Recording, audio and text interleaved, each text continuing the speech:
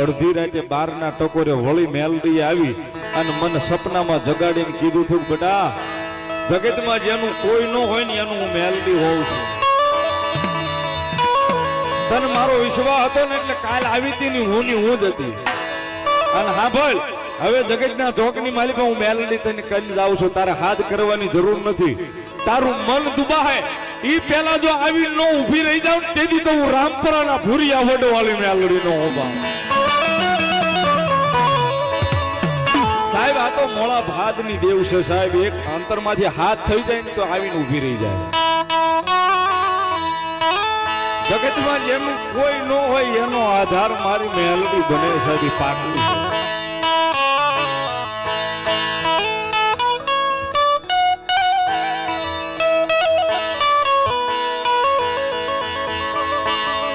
અને મારા વિપુલે યાદી કરાવીને સાહેબ વિપુલ નો લખેલો ભાવ એક મને ગમે છે એટલા માટે.